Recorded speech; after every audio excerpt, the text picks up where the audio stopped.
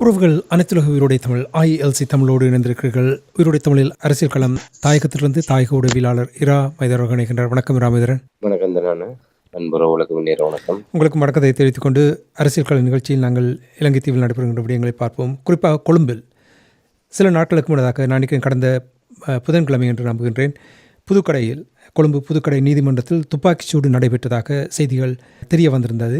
அது தொடர்பாக அந்த இதனுடைய பின்னணி என்ன நடந்தது என்று கூற முடியுமா?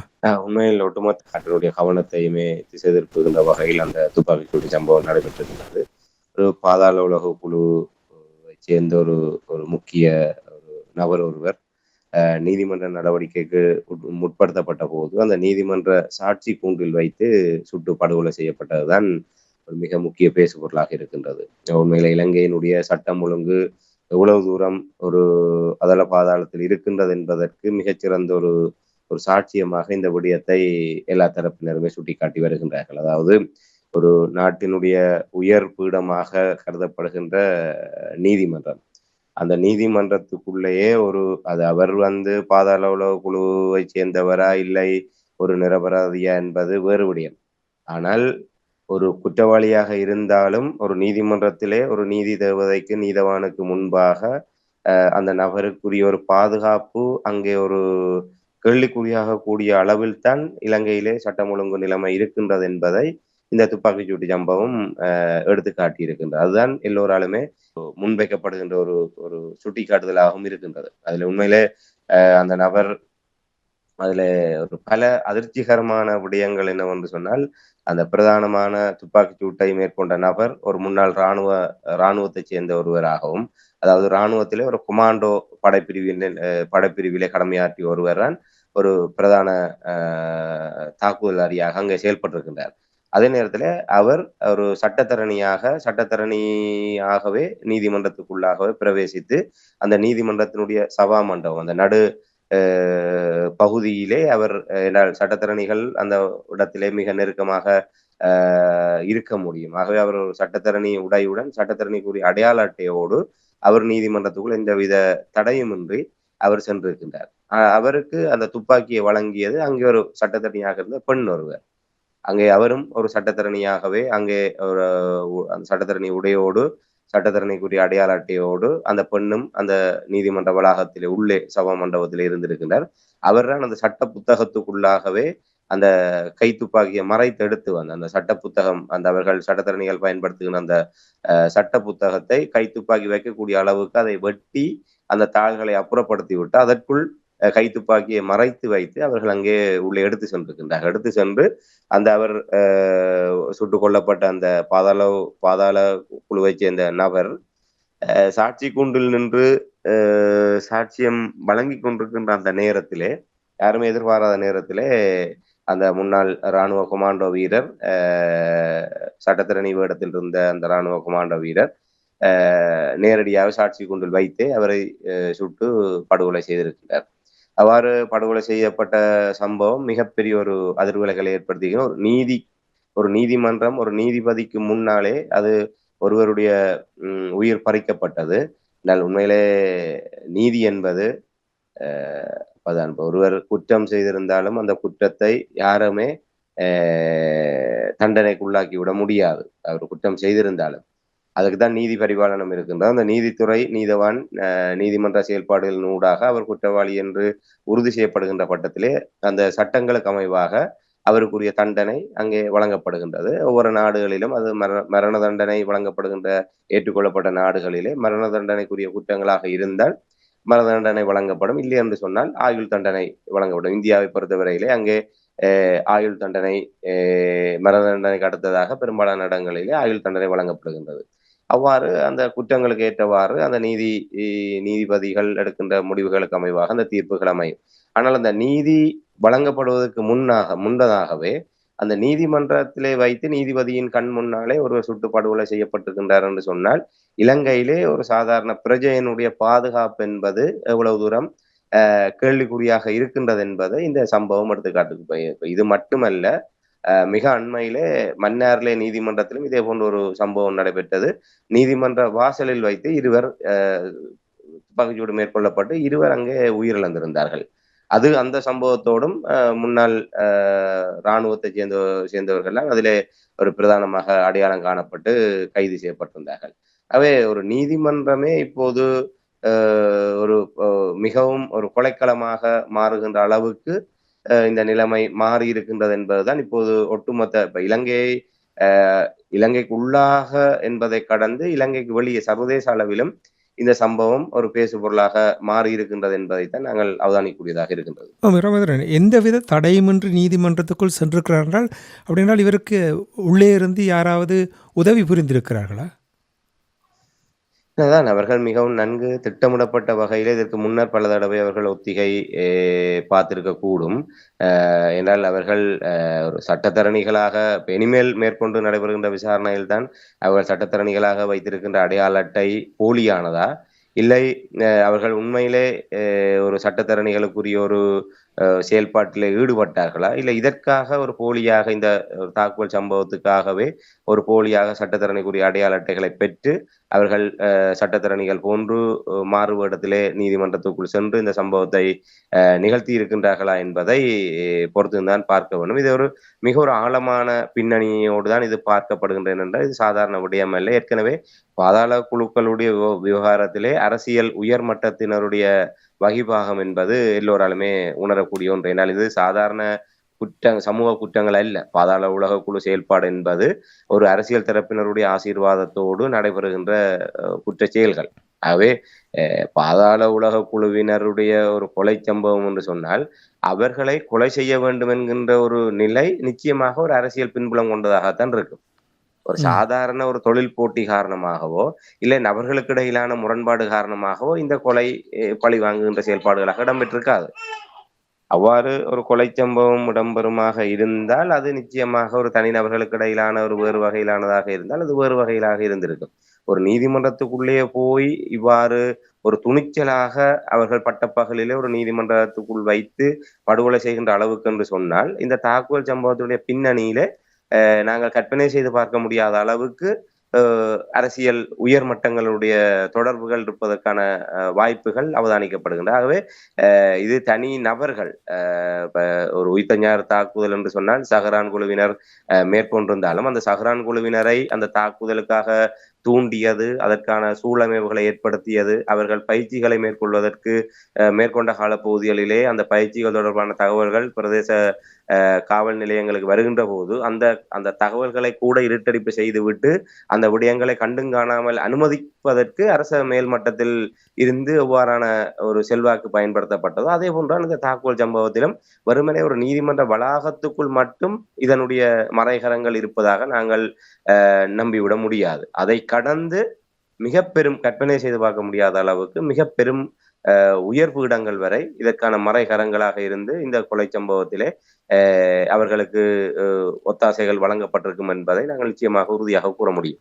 இப்ப நீங்கள் உயர்மட்ட நபர்கள் தொடர்பு இருக்கு என்று சொன்னால் சுட்டுக் கொண்டவர் தப்பி சென்று விட்டாரா?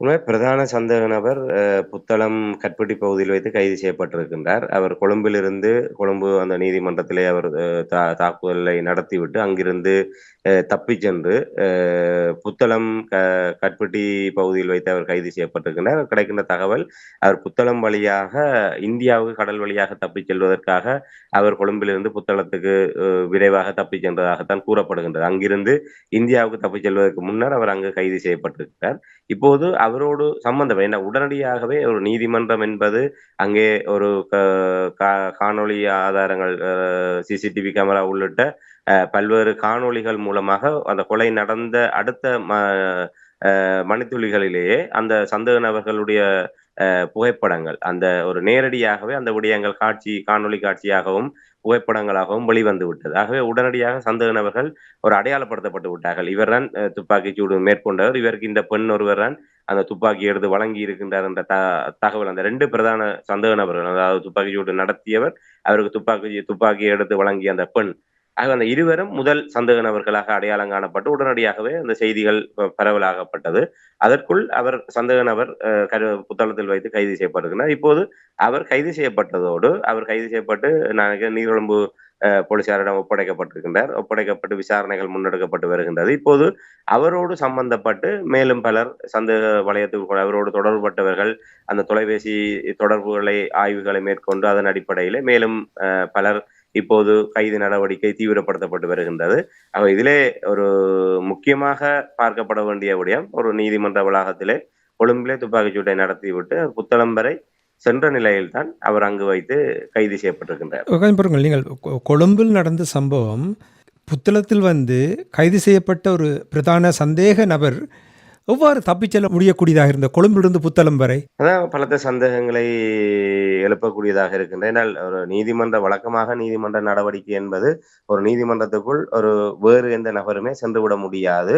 உடனடியாக நீதிமன்றத்திலிருந்து எவருமே வெளியேறி சென்று விட முடியாது. ஒவ்வொரு நீதிமன்றங்களிலுமே இயல்பாகவே ஒரு போலீசார், ஆயுதம் தாங்கிய போலீசாருடைய காவல் ஒவ்வொரு நீதிமன்றத்திலுமே இருக்கின்றது. அவர்கள் அங்கே சட்டத்திறனிகளும் வழக்கு தொடர்பான நபர்களும் மட்டுமே நீதிமன்றத்துக்குள் செல்ல முடியும். வேறு எந்த நபர்களும் அவர்களோடு கூட்டமாக செல்ல முடியுமே தவிர இலகுவாக நீதிமன்றத்துக்குள் சென்று விட முடியாது. இல்லை, அப்படி ஒரு அசம்பாவிதம் இடம்பெற்றதுக்கு பிற்பாடு உடனடியாக சாதாரணமாகவே அங்கே செல்பவர்களை கண்கொந்தி பாம்பாக அங்கே ஆயுதம் தாங்கிய போலீசார் அவதானித்துக் கொண்டிருக்கின்ற போது, இப்படியான ஒரு சம்பவம் நடைபெற்ற போது அங்கிருந்தவர்கள் தப்பிச் செல்வது என்பது ஒரு அசாதாரண நிலைமை. அதைவிட ஒரு பாதாள உலக குழுவினுடைய ஒரு முக்கிய ஒரு நபர் ஒருவர் அங்கே நீதிமன்ற நடவடிக்கைகளை முற்படுத்தப்படுகின்ற போது அவருக்கான பாதுகாப்பு என்பது மிக அதிகமாக அங்கே நான் நினைக்கிறேன் சில வேளை போலீசார், விசேட அதிரடிப்படையினர், இராணுவத்தினர் என ஒரு பெரும் பாதுகாப்பு அங்கே ஏற்படுத்தப்பட்டிருக்கும். இவ்வாறு பாதுகாப்புக்கு மத்தியிலே ஒருவர் அங்கே துப்பாக்கிச்சூடு நடத்தி, அது நீதிமன்ற வளாகத்துக்குள் நிச்சயமாக அவருடைய பிரசன்னம் இருக்காது. அந்த நீதிமன்ற நடவடிக்கை, நீதிபதியினுடைய நடவடிக்கைகள் நடைபெற்று அந்த சபா மண்டபத்தை விட்டு அவர் வெளியேறியதற்கு பிற்பாடுதான் இவர்களுடைய பாதுகாப்பு இருக்கும். அவ்வாறு நீதிமன்ற வளாகத்திலே அதிகமான பாதுகாப்பு இருக்கின்ற பட்சத்திலே அதை மீறி இவர் எப்படி அங்கிருந்து தப்பி சென்றார்? அதை விட கொழும்பிலிருந்து விரைவாகவே ஒரு புத்தளம் செல்கின்றார் என்று சொன்னால் இதெல்லாம் மிக ஒழுங்கமைக்கப்பட்ட வகையிலே. இப்ப பாதாள உலக குழு செயல்பாடுகள் என்பது இலங்கையிலே மிகப்பெரிய ஒரு ஒரு கட்டுப்பாடற்ற நிலைமையை கொண்டு வந்திருக்கின்ற. ஏற்கனவே கோட்டபாய ராஜபக்ச அந்த யுத்த கால பகுதிகளிலேயே இந்த பாதாள உலக குழுக்களை பயன்படுத்தி தான் இந்த கடத்தல்கள், கொலைகள் உள்ளிட்ட பல சம்பவங்களை இவர்கள் மேற்கொண்டு வந்திருந்தார்கள். அதற்கு பின்னர் இவர்களுடைய அந்த ஆயுத களஞ்சியம், சட்டவிரோதமாக அந்த ஆயுதங்களை அவர்களுக்கு விற்பனை செய்து அதனூடாக அங்கே ஒரு கொலை கலாச்சாரம், சமூக வன்முறைகள் ஊக்குவிக்கப்பட்டது. இப்படியாக தொடரப்பட்டு இன்று அவை மிகப்பெரிய ஒரு, ஏற்கனவே உங்களுக்கு தெரியும், நாங்கள் பல சந்தர்ப்பங்களை பார்த்திருக்கின்றோம். இந்த மஹிந்த ராஜபக்ச ரணில் அரசாங்கத்தினுடைய காலத்திலே வந்து தொடர்ச்சியாக தென்னிலங்கையில துப்பாக்கிச்சூட்டு சம்பவங்கள் இடம்பெற்றது. ஒவ்வொரு மாதமும் ஒரு கணிசமாக தினசரி ஒன்றுக்கும் மேற்பட்டவர்கள் சுட்டுக் கொல்லப்படுகின்ற நிலைமை உருவானது. இதை கட்டுப்படுத்த முடியாத அளவுக்கு பாதுகாப்பு தரப்பினர் வேடிக்கை பார்க்கின்ற அளவுக்கு தான் இந்த பாதாள குழுவினுடைய செயல்பாடுகள் ஒரு தீவிரம் பெற்றிருந்தது. ஆகவே அப்படிப்பட்ட ஒரு நிலைமையிலே அதனுடைய ஒரு உச்ச நிலையை இது காட்டியிருக்கின்றது. உண்மையிலே ஒரு பாதாள உலக குழுவினுடைய சேர்ந்தொருவர் கொல்லப்பட்டு விட்டார் என்று ஆறுதல் படுவதா, இல்லை அந்த கொலை சம்பவத்தின் ஊடாக அந்த கொலை குற்றவாளி கொழும்பிலிருந்து புத்தளம் வரை ஒரு இலகுவாக அவர் தப்பிச் செல்கின்ற அளவுக்கு அங்கே ஒழுங்கமைக்கப்பட்ட ஒரு அவர்களுக்கு இடையிலான ஒரு வலையமைப்பு, இல்லை அவர்களுக்கான ஒரு பக்க ஏற்பாடுகள் எல்லாமே இருக்கின்றது என்று சொன்னால், இலங்கையிலே எந்த பெரிய ஒரு அசம்பாவிதத்தையும் ஏற்படுத்திவிட்டு உடனடியாகவே கண்ணிமைக்கும் நேரத்திலே அவர்கள் நாட்டை விட்டே தப்பிச் செல்லக்கூடிய அளவுக்கு அவர்கள் வலுவான ஒரு வலையமைப்போடு இருக்கின்றார்கள் என்பது உண்மையிலே ஒரு மிகப்பெரிய ஒரு ஆபத்தான ஒரு அறிகுறியாக தான் நாங்கள் பார்க்க முடியும். உங்களுக்கு தெரியும், இவ்வாறான இன்று ஒரு பாதாள குழுவை சேர்ந்த ஒருவரை அவர்கள் கொலை செய்து விட்டார்கள். அதனால் நாட்டுக்கு இல்லை வேறு எந்த விதத்திலுமே பாதிப்பில்லை. இதே சஹரான் குழுவினர் மேற்கொண்டதை போன்று ஒரு பொதுமக்களை இலக்கு வைத்து ஒரு தற்கொலை குண்டு தாக்குதல்களோ இல்லை வேறு அசம்பாவிதங்களோ இவர்கள் நடத்திவிட்டு இவ்வாறு நாட்டை விட்டு தப்பிச் செல்ல எத்தனிப்பார்களாக இருந்தால் அது எப்படியான ஒரு மோசமான விளைவுகளை ஏற்படுத்தும் என்பதை நாங்கள் இந்த இடத்திலே நினைத்து பார்க்க முடியும். ஆகவே அவர் அங்கிருந்து தப்பிச் சென்ற விடயம் என்பது ஒரு சாதாரணமாக நாங்கள் எடுத்துக்கொள்ள முடியாது. அதனால தான் நாங்கள் முன்னரே குறிப்பிட்டோம். இது சாதாரண ஒரு நீதிமன்ற வளாகத்துக்குள் இருக்கின்ற அந்த மறைகரங்களாக இருக்கின்ற ஒரு சிலரோடு மட்டுப்படுத்தப்படக்கூடிய விடயம் அல்ல. இது நாங்கள் கற்பனையே செய்து பார்க்க முடியாத அளவுக்கு நாட்டுக்கு உள்ளாகவும் வெளியாகவும் இருக்கக்கூடிய தரப்பினருடைய இருப்பவர்கள் மறைகரங்களாக இருந்து கொண்டு இதற்கு பின்னணியிலே இருந்திருக்கின்றார்கள் என்பதைத்தான் இது வட்ட வெளிச்சம் போட்டு காட்டுகிறது. இப்போ நீங்கள் சொன்னீர்கள் பிரதான அந்த சந்தேக நபர் தப்பி ஓடினார் புல்தளத்துக்கு. அதற்கு முன்னர் நீங்கள் கூறினீர்கள் உயர்மட்ட நபர்கள் தொடர்பு இருக்கலாம் என்று நீங்கள் கூறினீர்கள். இப்போ சாதாரணமாக இதை எடுத்துக்கொள்ள முடியாது என்று இப்போ நீங்கள் நிறைவாக கூறினீர்கள்.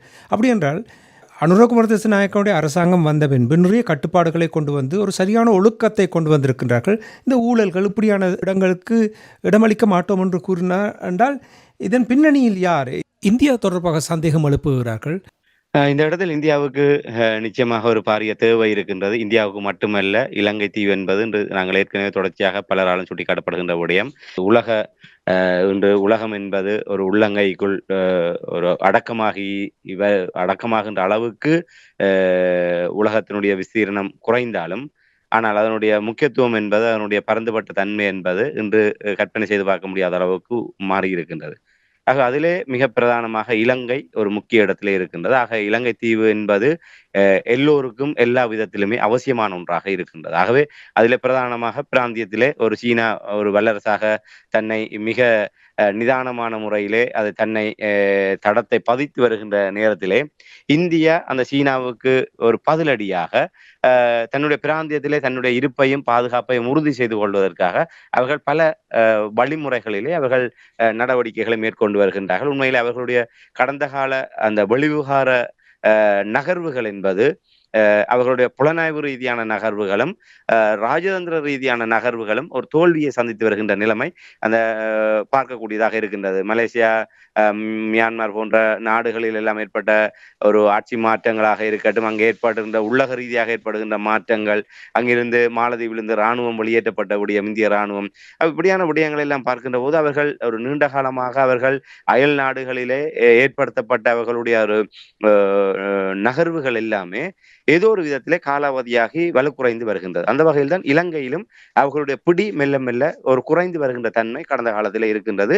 அதுவும் இந்த அனுரகுமார திசாநாயக்க அரசாங்கம் தோற்றம் பெற்ற அதை தடுப்பதற்கு இந்தியா நேரடியாகவும் மறைமுகமாகவும் பல முயற்சிகளில் ஈடுபட்ட இந்த விடயங்களை நாங்கள் ஏற்கனவே பார்த்திருக்கின்றோம். அதாவது ஜனாதிபதி தேர்தல் நேரத்திலே ரணில் விக்ரமசிங்க தரப்பையும் சையத் பிரேமதாச தரப்பையும் ஒன்றுபடுத்துவதிலே இந்தியா மிகுந்த கரிசனை செலுத்தியது. என்றால் ஏதோ ஒரு குற்ற பின்னணி கொண்டவர்களை இல்லை அவர்களால் ஏற்கனவே கடந்த காலங்களிலே கையாளப்பட்ட தரப்பினரை ஆட்சி பீடத்திலே தக்க வைப்பதனூடாக தங்களுடைய நலன்களை தொடர முடியும், இல்லை தங்களுடைய நலன்களை உறுதிப்படுத்த முடியும் என்கின்ற நிலைமை இந்தியா போன்ற தரப்பினர், இந்தியா அமெரிக்கா போன்ற தரப்பினருக்கு இருக்கின்றது.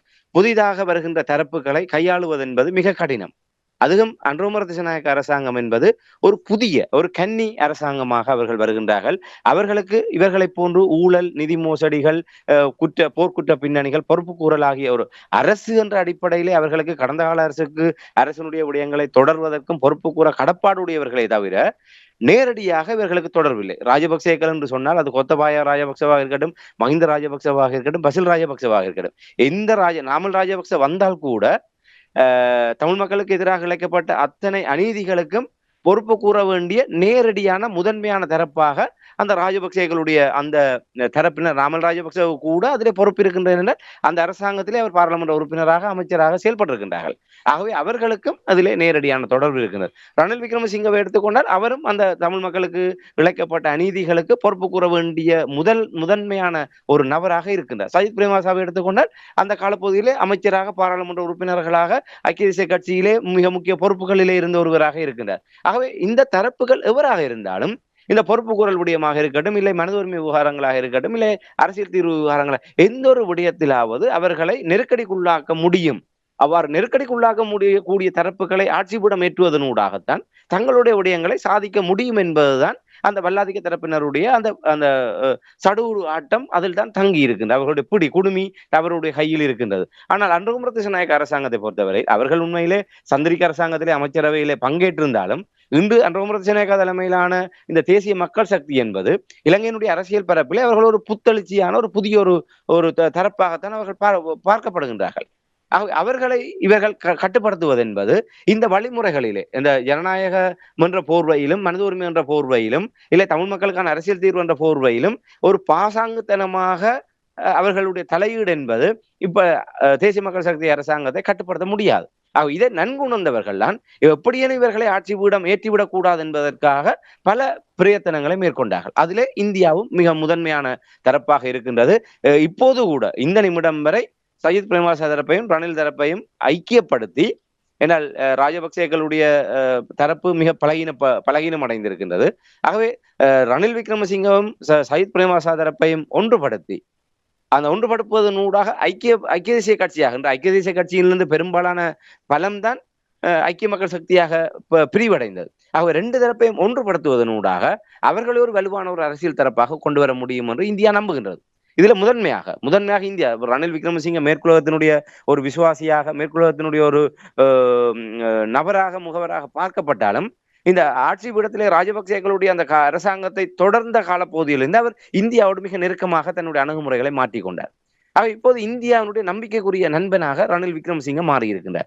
இன்று ரணில் விக்ரமசிங்க ஜனாதிபதி தேர்தலுக்கு முன்னரும், பாராளுமன்ற தேர்தலுக்கு முன்னரும் பின்னருமாக பல தடவை இந்தியாவுக்கு விஜயம் மேற்கொண்டிருக்கின்றார். இப்போது கூட இந்தியாவுக்கு மேற்கொள்ளப்படுகின்ற விஜயத்திலே இந்திய பிரதமர் நரேந்திர மோடியோடு ரணில் விக்ரமசிங்க அவர்கள் சந்திப்பதற்கான நிகழ்ச்சி நிரல் ஒதுக்கப்பட்டிருப்பதாக செய்திகள் வருகின்றது. இது எதை சுட்டி காட்டுகின்றது? இன்று உங்களுக்கு தெரியும், பசில் ராஜபக்ச கடந்த ஆட்சி காலத்திலே நிதியமைச்சராக இருந்து டெல்லியிலே சென்று பல நாட்கள் காத்திருந்தும் பிரதமரை சந்திக்க முடியாமல் திரும்பி வந்தார். இன்று ராஜபக்சேக்கள் கூட இந்திய பிரதமர் நரேந்திர மோடியுடனான பயணங்கள் உறுதி செய்யப்படாமல் தான் அவர்களுடைய பயணங்கள் என்பது இழுவரையிலே இருந்தது. அப்படிப்பட்ட நிலைமையில் ஒரு நாட்டினுடைய ஜனாதிபதியாக, பிரதமராக, நிதியமைச்சராக இருப்பவர்களுக்கு கூட அவர்கள் விரும்பினால் தான் சந்திக்க வாய்ப்பை கொடுக்கின்றார்கள். ஆனால் இன்று ரணில் விக்ரமசிங்க ஒரு பாராளுமன்ற உறுப்பினர் கிடையாது, ஒரு வலுவான கட்சியினுடைய தலைவர் கிடையாது, ஒரு செல்வாக்கு மிக்க ஒரு அவர் உண்மையிலே அவருடைய ஆற்றல்கள் இருக்கின்றது.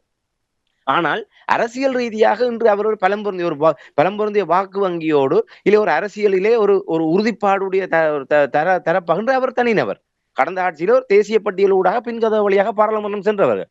இப்போது வரை அந்த நிலைமைதான் இருக்கின்றது. ஐக்கிய தேசிய கட்சியுடைய நிலைமை என்பது அரசியல் ரீதியாக இப்போதும் தேசிய மக்கள் சக்தி தான் இன்றும் ஒரு எதிர்கட்சி என்கின்ற ஒரு ஸ்தானத்திலே அவர்கள் இருக்கின்றார். ஆக ரணில் விக்ரமசிங்கவை நரேந்திர மோடி அவர்கள் சந்திக்கின்றார் என்றால் அதனுடைய பின்னணியை நாங்கள் சிந்திக்க வேண்டும். ஆகவே அவர்கள் அனுரகுமார திசாநாயக்க அரசாங்கத்துக்கு மாற்றாக ஒரு அரசியல் தரப்பை வலுப்படுத்த முற்படுகின்றார்கள்.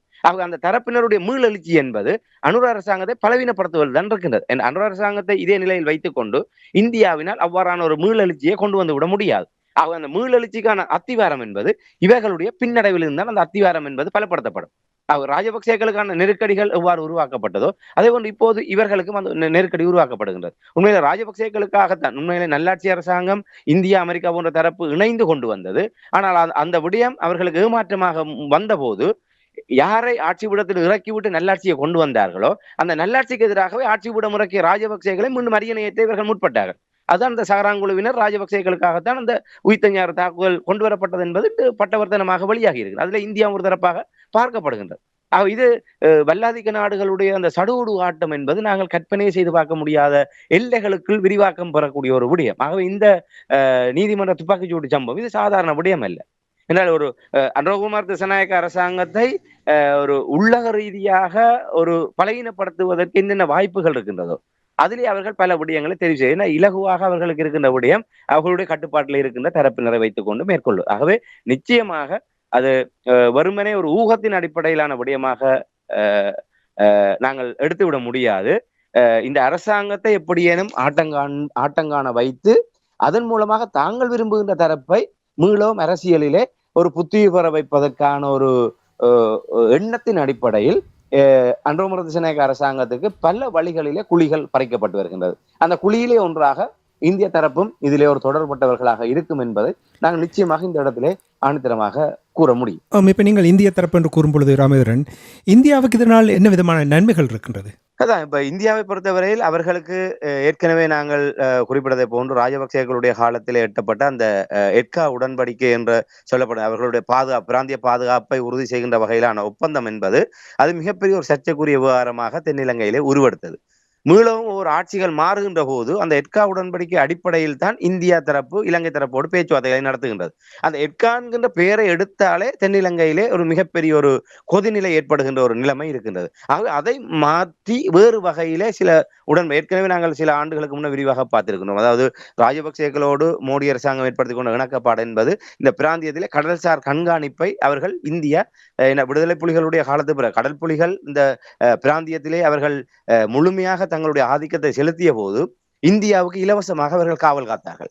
அந்த இந்து சமுத்திர பிராந்தியத்திலே பாக்கு நீர்ணை பகுதியிலே கடல் புலிகளுடைய ஆதிக்கம் மேலோங்கி இருந்த காலப்பகுதிகளிலே வேறு எந்த ஒரு அந்நிய சக்திகளும் இலங்கையினுடைய கடற்பரப்பு கூட வருவதற்கு அவர்கள் அஞ்சினார்கள். வெறுமனே வடக்கு கிழக்கு கடல் பிராந்தியத்தை மட்டுமல்ல, இலங்கையை சூழ இருக்கின்ற இந்து சமுத்திர கடல் பிராந்தியத்தை கடல் புலிகள் தங்களுடைய ஆதிக்கத்தோடு வைத்திருந்தார்கள். கடல் புலிகள் ஆதிக்கத்தோடு இந்த வடக்கு கடலிலே அவர்கள் ஆதிக்கத்தோடு இருந்த காலம் வரை இந்தியாவுக்கு எதிரான சக்திகள் இந்து சமுத்திர பிராந்தியத்துக்குள் வருவதை கூட கற்பனை செய்து பார்க்கவில்லை. ஆனால் ஆயுதங்கள் மௌனிக்கப்பட்டதற்கு பிற்பாடு கொழும்பு துறைமுகத்தை நோக்கி இலங்கை கடற்பரப்பை நோக்கி இந்தியாவுக்கு மிக கிட்டிய தூரத்திலே சவால் விடக்கூடிய வகையிலே ஒரு சுண்டக்காய் அளவு உள்ள ஒரு நாடுகள் கூட தங்களுடைய போர்க்கப்பல்களை இலங்கைக்கு அனுப்பி இந்தியாவுக்கு சவால் விடக்கூடிய அளவுக்கு நிலைமை மாறியது. சீனாவினுடைய கப்பல்கள் மட்டுமல்லாமல் இன்று வேறு பல நாடுகளுடைய கடற்படைகள் கூட இந்தியாவுக்கு நெருக்கடியை சவால்களை விடக்கூடிய வகையிலே இலங்கை பிராந்தியத்துக்குள் வருகின்ற நிலைமை ஆயுதங்கள் மௌனிக்கப்பட்டதற்கு பின்னர் உருவானது. இதை நன்றாக இந்தியா உணர்ந்திருக்கின்றது. ஆனால் உணர்ந்தாலும் அந்த தவறை சரி செய்வதற்கு பதிலாக மீண்டும் அவர்கள் இப்படியான உடன்படிக்கைகளூடாக இலங்கையை தங்களுடைய ஒரு பிராந்திய காவலனாக மாற்றுகின்ற வகையில் ஏற்கனவே பல விடயங்கள் முன்வைக்கப்படுவது. அதாவது இந்தியாவுடைய ஒரு மாநிலமாக இலங்கையை மாற்றுகின்ற முயற்சி நடைபெற்று வருகின்றன. உண்மையிலே இந்த உடன்படிக்கை பாதுகாப்பு உடன்படிக்கை வந்தால் கூட இந்தியாவினுடைய சார்பிலே இலங்கை தன்னுடைய கடற்படையிலே ஒரு கடல் கண்காணிப்பு விமானத்தை அவர்கள் அன்பளிப்பாக வழங்குவார்கள். அதை இவர்கள் தங்களுடைய கடற்படை கண்காணிப்பு பிரிவிலே இணைத்து கொண்டு அதை இவர்கள் இயக்குவார்கள். ஆனால் அந்த கண்காணிப்பை இந்தியா மேற்கொள்ளும் என்றால் என்ன அர்த்தம்? அவர்களுடைய ஒரு பினாமியாக இவர்கள் செயல்பட போகின்றார்கள். இது உள்ளிட்ட பல்வேறு விடயங்கள் இந்த மும்பைக்கும் கொழும்புக்கும் இடையே இந்த கடல் சார்ந்த விடயங்கள், இந்த உளவு தகவல்களை பரிமாறுவதற்கான ஒரு ஒப்பந்தம். அதாவது இங்கே இருக்கின்ற அவர்களுடைய ஒத்துழைப்போடு இங்கே ஒரு அலுவலகம் அமைக்கப்படும். ஆகவே இங்கே இவர்களும் அங்கே இந்தியாவில் இருக்கின்ற தரப்பினரும் அந்த தகவல்களை நேரடியாக பரிமாறிக்கொள்வதன் ஊடாக இந்தியா நேரடியாக இந்த பிராந்தியத்தினுடைய நகர்வுகளை அவர்கள் ஒன்று கண்காணிப்பு விமானம் ஊடாக கண்காணிப்பது, மற்ற தகவல்கள் ரீதியாக அவர்கள் அதை இணைப்பது. இப்போது இலங்கையினுடைய நபர்களுடைய அந்த ஆட்பதிவு விவரங்களை இலத்திரனியல் மயப்படுத்துகின்றோம் என்ற அடிப்படையில் அந்த விடயங்களுக்கு இந்தியா அமெரிக்கா போன்ற தரப்புகள் இப்போது ஏட்டிக்கு போட்டியாகணும்னு பல விடயங்களை செய்து கொண்டிருக்கின்றார்கள்.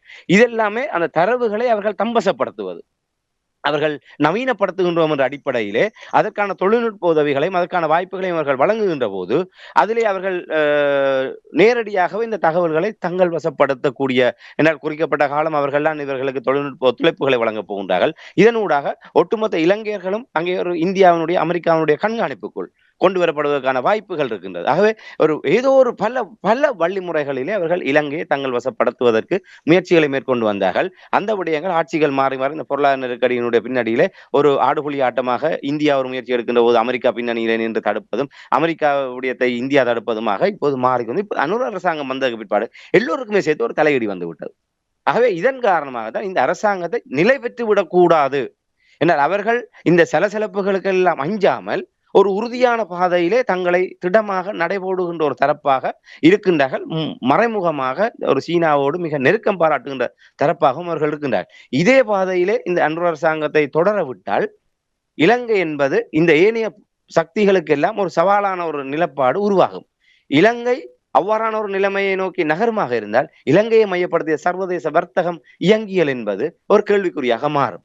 அதை இவர்கள் விரும்ப மாட்டார்கள். அதுல பிரதானமாக இந்தியாவுக்கு மிகப்பெரிய ஒரு பங்கு இருக்கின்றது. இந்த பிராந்திய பாதுகாப்பு, அந்த பிராந்தியத்தில் தான் பெரிய அண்ணன் என்கின்ற நிலையில இருக்கின்ற போது தன் கையை விட்டு இலங்கையினுடைய நிலைமை கைமீறி செல்வதை இந்தியா ஒருபோதுமே விரும்பாது.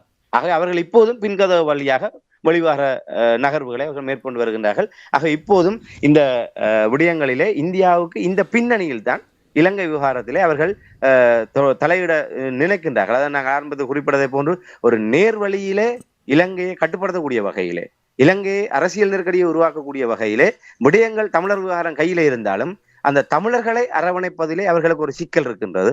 அதை அவர்கள் காரணமாக வைத்துக்கொண்டு தொடர்ச்சியாக பின்கத வழியான முயற்சிகளை ஈடுபட்டு வருகின்றார்கள். ஆகவே இந்த பல்வேறு இந்த விடயங்கள் நிச்சயமாக ஒரு இன்று மொசாட்டாக இருக்கட்டும், சிஐஏயாக இருக்கட்டும், இல்ல ரோ என்று சொல்லப்படுகிற இந்தியாவுடைய புலனாய்வு கட்டமைப்புகளாக இருக்கட்டும், அவர்களுடைய வரியான நகர்வுகள் என்பது எந்த காலத்திலுமே ஒரு காலங்கள் சென்று அதனோடு சம்பந்தப்பட்டவர்கள் அந்த விடயங்களை மனந்திறந்து தெரியப்படுத்துகின்ற போது, இல்லை அதனோடு சம்பந்தப்பட்டவர்கள் அந்த விடயங்களை ரகசியங்களை வெளியிடுகின்ற போதுதான் வெளிப்படுமே தவிர, இவை அனைத்துமே ஒரு நேரடியாக சந்தர்ப்ப சாட்சியங்களின் ஊடாக உறுதிப்படுத்தப்படுகின்ற தகவல்களாக ஒருபோதுமே அமைவதில்லை. ஆனால் அதை மறுப்பதற்கும் இல்லையாக இந்தியாவுக்கு இப்படியாக இலங்கையிலே அனுர அரசாங்கம் ஒரு ஒரு ஒரு ஒரு ஒரு ஒரு பலம் பெற்ற ஒரு தரப்பாக இங்கே வருவதிலே முதன்மை தரப்பாக இந்தியாவுக்கு அதிலே பெரிய உவப்பான ஒரு நிலைமை இல்லை. அதன் காரணமாக இப்படியான குழப்பங்களின் ஊடாக அவர்களை ஒரு அரசியல் தளம்பல் நிலை ஏற்படுத்தி தங்கள் விரும்புகின்ற தரப்பை அதிலே பலமடைய வைப்பதற்காக இந்த முயற்சிகளை எடுக்கலாம் என்ற ஒரு கண்ணோட்டத்திலே இதிலே இந்தியாவுக்கு அதிக நன்மைகளும் அதற்கான வாய்ப்புகளும் இருக்கின்றது என்பதை நாங்கள் இந்த இடத்திலே தெளிவாக சுட்டிக்காட்ட முடியும். என்னிடம் ஒரு கேள்வி இருக்கு. அதாவது இது எப்படி சாத்தியம்? இப்போ ஒரு நாட்டை எடுத்திருக்கின்றால் அவர்களுடைய பாதுகாப்பு தொடர்பாக நிறைய விடயங்கள் இருக்கும். இவ்வாறு ஒரு புறசக்தி தலையிட முடியும்? நிச்சயமாக இந்த இடத்துல ஒரு சிறிய உதாரணத்தை கூற முடியும். சவேந்திர சில்வா இராணுவ தளபதியாக இருந்தபோது அவர் இந்தியாவுக்கு அழைக்கப்பட்ட விடயம் மிகப்பெரிய ஒரு சர்ச்சையாக தென்னிலங்கையிலே பேசப்பட்டது. இந்த ஆய்வாளர்களாலும் அந்த விடயங்கள் உன்னிப்பாக அவதானிக்கப்பட்டது. ஏன்னா சவேந்திர சில்வா அவை இந்தியாவுக்கு அழைத்து அவருக்கு அங்கே ஒரு முக்கியமான ஒரு மதிப்பளிக்கப்பட்ட அவருக்கு அங்கே விருது வழங்கப்பட்ட விடயம் எல்லாம் இலங்கையினுடைய இராணுவ கட்டமைப்புக்குள்ளே இந்தியாவினுடைய ஆதிக்கத்தை தான் அது காட்டியிருந்தது. இது வெறுமனே ஒரு இலங்கையினுடைய இராணுவ தளபதியை அங்கே அழைத்து அவரை கௌரவப்படுத்துகின்ற நிகழ்வாக அல்லாமல் அவர் ஒரு இந்திய நிகழ்ச்சி நிரலிலே ஒரு செயல்படுகின்ற ஒருவர் என்பதை பட்டவர்த்தனமாக வெளிப்படுத்துகின்ற விடயமாகத்தான் அது பலராலும் சுட்டிக்காட்டப்பட்டது. அதுதான் இலங்கையிலும் அவருக்கு மிகப்பெரிய ஒரு இறுதி நேரத்திலே அவருடைய பதவிகள் ஏற்பட்ட சிக்கல்கள், தென்னிலங்கையிலே அது அவருடைய இந்தியாவோடு அதிகப்படியான நெருக்கம், இந்தியாவுடைய நிகழ்ச்சி என்று கோத்தபாய ராஜபக்சவுக்கு கடைசி நேரத்திலே ஒரு உயிராபத்து ஏற்பட்ட போது இராணுவ தரப்பிலே சரியான தகவல்கள் வழங்காமல் அவர் இறுதி நேரம் அந்த போராட்டக்காரர்களுடைய முற்றுகைகள் சிக்குகின்ற வரை அந்த இராணுவ தரப்பு உயர்மட்ட தரப்பினரால் ஒரு விடயம் நகர்த்தப்பட்ட விடயங்களில் கூட இவ்வாறு இராணுவத்தினருடைய புறசக்திகளுடைய தொடர்புகள்தான் காரணம் என்று வலுவாக சுட்டிக்காட்டப்படுகின்றது. ஆகவே நிச்சயமாக நாங்கள் இதை யாரும் ஒரு சர்வசாதாரணமாக அது எப்படி ஒரு நாட்டுக்குள் தலையிட முடியும் என்று நாங்கள் இதை கடந்து செல்கின்ற விடயம் அல்ல. நிச்சயமாக இவர்கள் தேவைப்பாடு இருக்கின்றது. இவர்கள் அப்படியாக பல ஓட்டைகளை ஏற்படுத்தி அதனூடாக அவர்களை தம்பசப்படுத்தி வைத்திருக்கின்றனர். ஏற்கனவே நாங்கள் குறிப்பிட்டதை போன்று சவேந்திர சில்வா இருக்கின்ற, சரத் பொன்சேகா இருக்கின்ற, கோட்டபாய ராஜபக்சே இருக்கின்றது. இராணுவத்துக்குள் ஒரு பேராளுமைகளாக அவர்கள் இராணுவ கட்டமைப்பிலே சரத் பொன்சேகா ஒரு இராணுவ தளபதியாக வழிநடத்தியவர், சவேந்திர சில்வா இராணுவத்தை வழிநடத்தியவர், கோட்டபாய ராஜபக்சே பாதுகாப்பு செயலாளராக இருந்தவர், அதை விட ஜனாதிபதியாக இருந்து கொண்டு பாதுகாப்பு பிரதானியாகவும் இறுதி நேரத்தில் செயல்பட்டவர். ஆகவே அவர் நீண்ட கால இவர்கள் எல்லோருக்குமே ஒரு தசாப்தங்கள் கடந்து ஒரு நீண்ட இராணுவ பின்னணி கொண்ட தொடர்புகள் இருக்கின்றது. ஆகவே கீழ்மட்டத்திலிருந்து மேல்மட்டம் வரை இராணுவத்தில் அவர்களுக்கு ஒரு விசுவாசமான படைப்பிரிவுகள் இருக்கின்றது. ஒவ்வொரு படைப்பிரிவுகளுக்குள்ளும் அவர்களுக்கான ஒரு விசுவாசம் கொண்ட ஒரு தரப்பினர் இருக்கின்றார்கள். ஆகவே அவர்களை தம்பசப்படுத்துவதன் ஊடாக அவர்களுக்கு ஊடாக மறைமுக செயல்பாடுகளை அவர்கள் சார்ந்த விசுவாசமான தரப்பினரை கொண்டு நகர்த்த முடியும். ஆகவே நிச்சயமாக இது எல்லாமே வெளிப்படையாக ஒரு ஒரு பாராளுமன்ற குழுவினரையோ இல்லை வேறு ஒரு அமைச்சர் குழுவை அனுப்பி செயல்படுத்துகின்ற காரியங்களை போன்ற அல்ல.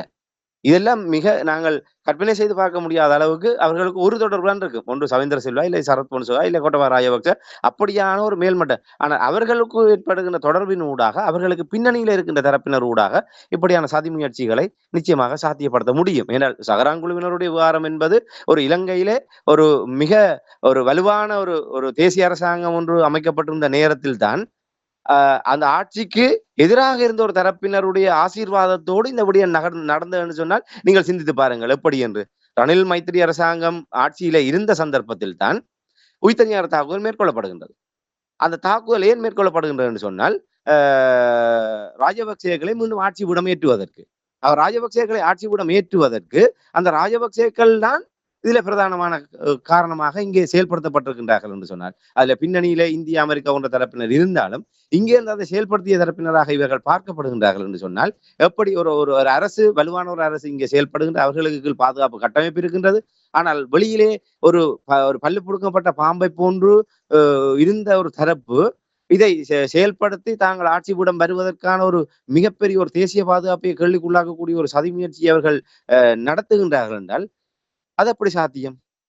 அது சாத்தியமாகின்ற போது நிச்சயமாக இது வேண்டால் இந்த பாதுகாப்பு கட்டமைப்பு என்ன இப்போது கூட நாங்கள் ஒரு விடயத்தை தெளிவாக உணர முடியும். நாட்டிலே அன்ரோமர திசநாயக்க அரசாங்கம் தலைமையிலான அரசாங்கம் ஆட்சி பீடத்தை பொறுப்பேற்றிருக்கின்றது.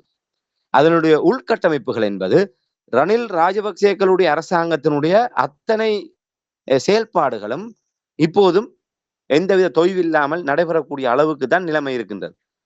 இவர்கள் அதிலே ஒரு ஒரு ஒரு முழுமையான முறைமை மாற்றத்தை கொண்டு வருவதற்கு ஒரு நீண்ட காலம் எடுக்கும். என்றால் எடுத்த உடனே அவர்கள் எல்லா தலைகள் மேல் மட்டத்திலிருந்து கீழ் மட்டம் வரை இருக்கின்ற அத்தனை பேருமே பதவி நீக்கம் செய்துவிட்டு புதியவர்களை இட்டு நிரப்ப முடியாது. அது உள்நாட்டிலே ஒரு கலகத்தை ஏற்படுத்தும். ஆகவே மெல்ல மெல்லவாக அவர்கள் களையெடுப்புகளை மேற்கொண்டு அவர்கள் ஒரு பொருத்தமான நபர்களை உயர் பதவிகளுக்கு கொண்டு வருவதனூடாக இன்று உங்களுக்கு தெரியும் புலனாய்வு பிரிவிலே கடந்த காலத்திலே பழிவாங்கப்பட்ட தரப்பினரை இன்று புலனாய்வு பிரிவு உயர் அதிகாரிகளாக போட்டு அவர்களூடாக இந்த விசாரணைகளை முன்னெடுக்கின்ற போது அங்கே ஒரு நேர்மையாக இந்த விசாரணைகளை முன்னெடுக்கப்படுவது ஒரு பக்கமாக இருக்க, அப்படியான முறைகேடுகள் அரசியல் தொடர்புகள் உள்ளவர்கள் அங்கே அவர்கள் தாங்களாகவே அதிலிருந்து ஒதுங்கக்கூடிய ஒரு நிலைமைகளை உருவாக்க முடியும். ஆகவே இவர் மெல்ல மெல்லதான் இந்த விடயங்கள் ஒரு சரி வருவதற்கான வாய்ப்புகள் இருக்கின்றன. ஆகவே நாங்கள் இதை உறுதியாக கூற முடியும். அவர்கள் வெளியே இருந்தாலும் இன்று அமெரிக்கா போன்ற நாடுகள் எல்லாம் அவர்களுடைய CIA போன்ற உளவு அமைப்புகள் உலகளாவிய அந்த உளவு ஸ்தாபனத்துடைய வரலாறுகளை நாங்கள் எடுத்து பார்த்தோமானால் இது எல்லாம் ஒரு சர்வசாதாரணம். ஆகவே நிச்சயமாக அவர்களினால் ஏதோ ஒரு வழிமுறையிலே இன்றும் இலங்கையில சகல விடயங்களிலுமே ஒரு செல்வாக்கு செலுத்தக்கூடிய அளவுக்கு இந்தியா தன்னை வியாபித்து வைத்திருக்கின்ற அந்த கட்டமைப்புகளுக்கு ஊடாக இந்த விடயங்களை அவர்கள் மிக ரகசியமாக காதும் வைத்ததை போன்று ஒரு உத்தரவிலே நகர்த்தி இருக்க முடியும். நாங்கள் ஒரு மிக உதாரணத்துக்கு சுலபமாக விளங்கக்கூடிய விடயம் என்று சொன்னால் இன்று நாங்கள் அதையும் ஒரு சந்தர்ப்பத்தில் நாங்கள் விரிவாக பார்க்க முடியும். இந்த புலம்பெயர் கட்டமைப்புகளிலே இந்தியாவினுடைய உளவுத்துறையினுடைய எடுபடிகளாக இன்று நாங்கள் நம்புகின்ற எங்களுடைய தமிழ் தேசிய தளத்திலே செயல்படுகின்ற பலர் தங்களை அறிந்தும் அறியாமலே அவர்களுடைய எடுபடிகளாக செயல்படுகின்றார்கள். இன்று இந்தியா உளவு அமைப்பு இலங்கையில் ஒரு விடயத்தை சாதிக்க வேண்டும், இலங்கையிலே ஒரு ஆட்சி விடத்தில் இருப்பவர்களுக்கு சாதகமாக தமிழர்களுடைய விவகாரங்களை கையாள வேண்டும் என்று நினைத்தால் அவர்கள் இங்கே இவர்களை கூப்பிட்டு இங்கே தூதரத்திலேயோ இந்தியாவிலோ கூப்பிட்டு கதைக்க வேண்டிய அவசியம் இல்லை. லண்டனிலோ பிரான்சிலோ சுவிஸிலோ இருக்கிற தரப்பினருக்கு அவர்கள் ஒரு தகவலை பரிமாறிவிட்டால் அவர்கள் அங்கிருந்து தமிழ்நாட்டிலும் இங்கே இருக்கின்றவர்களுக்கு அவர்கள் ஒரு கட்டளைகளை பிறப்பிப்பார்கள். இங்கே விடயங்கள் நடைபெறும், போராட்டத்துக்கான நிதி பங்களிப்பு உள்ளிட்ட பல்வேறு விடயங்கள் அப்படித்தான் வரும். ஆகவே நாங்கள் நேரடியாக இவர்கள் வந்து இங்கே கொடிபிடித்து போராடுபவர்கள் எல்லாம் இந்தியா பின்னின்று இயக்குகின்றன நாங்கள் கருதிவிட முடியாது. ஆனா உண்மையிலே இங்க போராட்டம் என்பது விசுவாசமாக நடத்தப்படுகின்றது. அது பாதிக்கப்பட்ட தரப்பினருடைய உணர்வின் பிரதிபலிப்பாக நடத்தப்படுகின்றது. ஆனால் அந்த போராட்டத்துக்கு ஒரு பங்களிப்பு வழங்குகின்றோம் என்ற பெயரில் இருக்கின்ற தரப்பினர்களில் சில கருப்பாடுகள் இருக்கின்றது. அந்த கருப்பாடுகள் தான் இந்தியா போன்ற வல்லாதிக்கத்தினுடைய எடுபடிகளாக முகவர்களாக எலும்பு துண்டுக்கு அல்லாடுபவர்களாக செயல்படுகின்றார்கள். ஆக இந்த விடயங்களில் நாங்கள் இது மிகப்பெரிய ஒரு தமிழினத்தினுடைய ஒரு சாபக்கேடாக இருக்கிறது. ஆக இந்த இடத்துல இந்த உதாரணத்தை கூறுகின்றது பொருத்தமாக இருக்கின்ற நம்புகின்றேன். அதனால் தான் இந்த விடயத்தை பதிவு செய்கின்றேன். இதையும் மீள ஒரு தடவை சந்தர்ப்பங்களை தான் நாங்கள் விரிவாக உரையாடுவோம். அதை இந்தியா எப்படி இந்த எலும்பு துண்டுகளுக்கு அல்லாடுகின்ற தரப்பினரை வைத்துக் கொண்டு எங்களுடைய தமிழ் மக்களுடைய போராட்டத்தை மலினப்படுத்திக் கொண்டிருக்கின்றார்கள் என்பதை நாங்கள் ஒரு புரிதொரு சந்தர்ப்பத்தில் விரிவாக உரையாடலாம். சரி, இது ஹனூரா அரசாங்கத்துக்கு ஒரு பின்னடைவாக நீங்கள் பார்க்கிறீர்களா? இல்லை, பின்னடைவாக நான் பார்க்கவில்லை. என்றால் இது மேலும் மேலும் அவர்களை வலுப்படுத்தும் என்று நான் நம்புகின்றேன். என்றால் இது ஒரு ஒரு ஒரு பிரச்சார அடிப்படையிலே எல்லோருமே அரசாங்கத்துக்கு எதிராக கூறினாலும் மக்கள் மிக எளிதாக நிதானமாக இந்த விடயங்களை சீர்தூக்கி பார்க்கக்கூடியவர்களாக இருக்கின்றார்கள். என்றால் ஒரு சாதாரணமாக ஒரு பாதாள உலக குழுக்கள் இவ்வளவு தூரம் ஒரு தலைவிரித்தாடுகின்ற நிலைமை அனுர் அரசாங்கம் மட்டும் பொறுப்பல்ல. என்றால் இது கடந்த பல தசாப்தங்களாக கிட்டத்தட்ட 2 தசாப்தங்களுக்கு மேலாக தென்னிலங்கையிலே ஆழமாக வேரூன்றி போய் இன்று விருட்சமாக வளர்ந்திருக்கின்ற ஒரு விடயம். அதற்கு ஒரு 2 மாதங்கள் பொருட்படுத்த அனுர் அரசாங்கம் தான் காரணம் என்று கூறுவது என்பது மக்களால் அவ்வாறு சஜித் பிரேமதாச உள்ளிட்ட தரப்பினர் அவ்வாறு அரசியலுக்காக கூறுவதை மக்கள் ஏற்றுக்கொள்ள மாட்டார்கள். மக்களை அதை ஒரு அருவருப்போடு பார்க்கின்றார்கள் என்று சொன்னால் ஒரு அடிப்படை நியாயமே இல்லை. இப்ப ஒரு சாதாரணமாக மின் கட்டணத்தை குறைப்பேன் என்று கூறினார்கள். ஏன் குறைக்கவில்லை என்று கேட்பதில் நியாயம் இருக்கின்றது. ஏன்னால் இவர்கள் எதிர்க்கட்சியாக இருக்கின்ற போது தேசிய மக்கள் சக்தி சொன்னார்கள் இவ்வளவு தூரம் வரியை தேவையிட்டு அறவிடுகின்றார்கள், இதை குறைப்பதனூடாக எரிபொருள் பெட்ரோல் விலையை நாங்கள் கணிசமாக குறைக்க முடியும், நாங்கள் பழைய நிலைமைக்கு கொண்டு வர முடியும், அதை விட கீழான நிலையில் கூட நாங்கள் பெட்ரோலை விற்க முடியும் என்று சொன்னார்கள். ஆனால் அவர்களால் அது முடியவில்லை. அப்படி அவர்கள் சொன்னதை செய்யவில்லை, இப்படியெல்லாம் சொன்னார்கள், இதை செய்யவில்லை என்று நாங்கள் தர்க்க ரீதியாக மக்கள் மத்தியிலே அந்த விடயங்களை கொண்டு வருகின்ற போது அவர்களுக்கு நெருக்கடி ஏற்படுத்த முடியுமே தவிர, இப்படியான விடயங்கள் எல்லாம் அனுர அரசாங்கத்துக்கு பின்னடைவதில்லை. இப்படி இவர்கள் இதை அனுர அரசாங்கத்தினுடைய பின்னடைவாக காட்டுவதென்பது அவர்கள் ஒரு மிக வினைத்திறனோடு இந்த விசாரணைகளை முன்னெடுத்து உண்மை குற்றவாளிகளை அம்பலப்படுத்துகின்ற போது, இல்லை நீதியை நிலைநாட்டுகின்ற போது அது அவர்களை வலிச்சிருக்கின்ற ஒரு செயல்பாடாகத்தான். ஒரு அளவுக்கு அதிகமாக ஒரு பிரச்சாரத்தை செய்து அதை மக்கள் மத்தியிலே வெகுஜனமயப்படுத்தி விட்டு அது சரியான முறையில தீர்வு காணப்படுகின்ற போது அதனுடைய அறுவடை என்பது அதை கையாண்ட தரப்பினருக்கு சென்றுவிடும். ஆகவே நிச்சயமாக இது அனுர தரப்புக்கு ஒரு பின்னடைவாக இருக்காது. அவர்கள் மிக விரைவில் இதனுடைய அந்த சூத்திரதாரிகளையும் அதனோட பின்னணியோடு மிக நெருக்கமாக சென்று அந்த விடயங்கள் வெளிக்கொண்டிருக்கின்ற பட்சத்திலே அது அவர்களுக்கு ஒரு நற்சான்று கொடுக்கக்கூடிய வகையிலான ஒரு செயல்பாடாகத்தான் இருக்கும் என்பதை இந்த இடத்துல பதிவு செய்ய முடியும். சரி, பொறுத்திருந்து பார்ப்போம். நன்றி ராமேந்திரன். தாயகத்திலிருந்து கொழும்பு புதுக்கடை நீதிமன்றத்தில் நடந்த துப்பாக்கிச் சூட்டு சம்பவம் தொடர்பாக அதனுடைய விடயங்களை உயிரோடை தமிழ் உறவுகளோடு பகிர்ந்து கொண்டமைக்காக உயிரோடை தமிழ் அன்பர்கள் சார்பாக நன்றி கூறிக்கொண்டு மீண்டும் இன்னும் ஒரு நிகழ்ச்சி இணைந்திருப்போம். அதுவரைக்கும் நன்றி, வணக்கம். நிச்சயமான நன்றி, வணக்கம். எமது பார்வையாளர்களுக்கு வணக்கம். மக்களின் குரலாய் ஓங்கி ஒலிக்கும் இலக்கு மின்னிதழ் மற்றும் உயிரோடை தமிழ் வானொலி ஆகிய இவ்விரு ஊடகங்களும் உங்களைப் போன்ற எமது நேயர்கள் நண்பர்களின் ஆதரவிலேயே இயங்கி வருகின்றன. மிக குறைந்த வளங்களுடன் பல இடர்கள் மற்றும் தடைகளை தாண்டி பயணிக்கும் எமது ஊடகங்களின் பணிகள் மேலும் வளர உங்களால் முடிந்த நிதி உதவியை வழங்கி இன்னும் காத்திரமான செயற்பாடுகளை முன்னெடுக்க உதவுமாறு மிகவும் பணிவன்புடன் வேண்டி நிற்கின்றோம். உங்கள் பங்களிப்பு உங்களின் உரிமை குரலாய் ஓங்கி ஒலிக்கும். நன்றி.